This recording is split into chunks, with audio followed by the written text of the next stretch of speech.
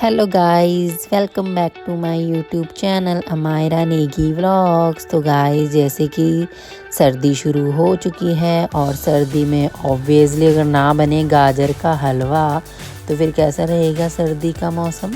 तो फिर मैं काफ़ी टाइम से सोच रही थी कि गाजर का हलवा बनाना है।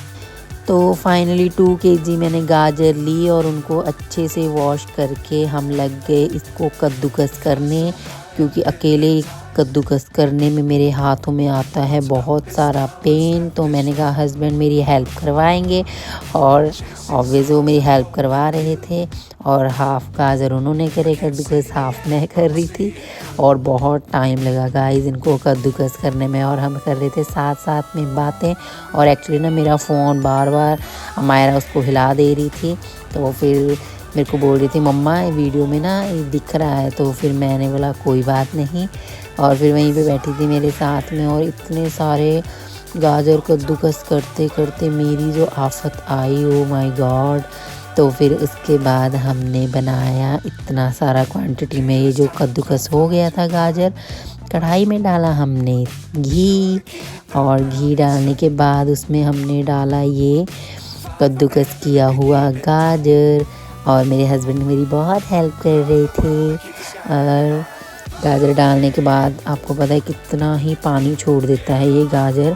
फिर उस पानी को सुखाओ कितना टाइम, मतलब लो फ्लेम में। फिर मैंने काफ़ी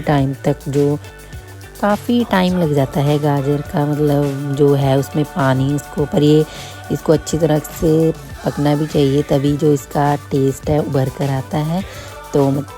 तो काफ़ी टाइम लग गया था दोस्तों मेरे को यहाँ पे, जो मतलब इसका जो पानी है वो सुखाने। देखो कितने सारे गाजर हमने कद्दूकस किए थे, और देखो जिसको पकाते पकाते ये सिर्फ इतना सा रह जाता है लेकिन इसी में तो टेस्ट है ना फिर।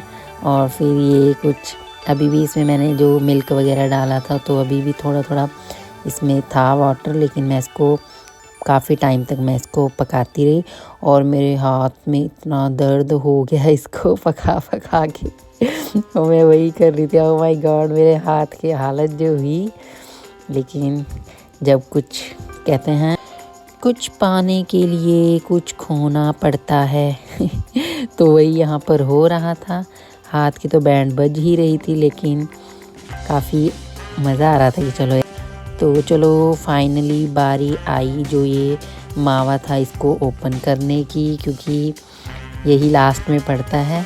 और फिर मैंने इसको जो मावा ला रखे थे हस्बैंड, और दूसरी तरफ देखो मैं रात के खाने की तैयारी भी कर रही थी। ये सब्जी बन रही थी डिनर में, मिक्स वेज में बना रही थी साथ साथ में, ताकि लेट ना हो जाए डिनर में। और फिर मैंने ये मावा किया रिमूव थैली से। और मावे के साथ जो इसका मतलब टेस्ट आता है गाजर के हलवा का, वो मतलब टेस्ट दुगना हो जाता है। तो इसलिए आप जब भी गाजर का हलवा बनाएं तो मेरे अकॉर्डिंग मावा तो ऐड करना ही चाहिए उसमें। तो मावा मैंने निकाल लिया था प्लेट में, और फिर इसको मैं चेक कर रही थी मावे को।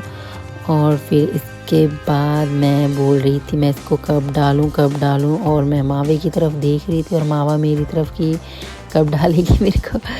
और फिर फाइनली वो घड़ी आ गई, और फिर मैंने मावा को कुछ इस तरह से पूरे गाजर के हलवे में फैला कर डाल लिया था।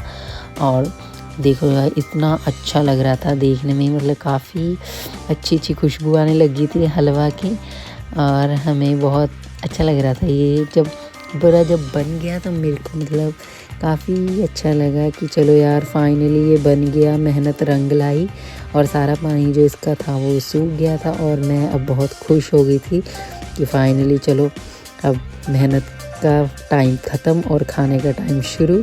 और लास्ट में जो इस हमारे फेवरेट ड्राई फ्रूट वो मैंने इसके ऊपर डाल दिए थे कुछ इस तरह से, काजू बादाम जो हल्के हल्के मैंने मैश किए हुए थे, हल्के ज़्यादा नहीं।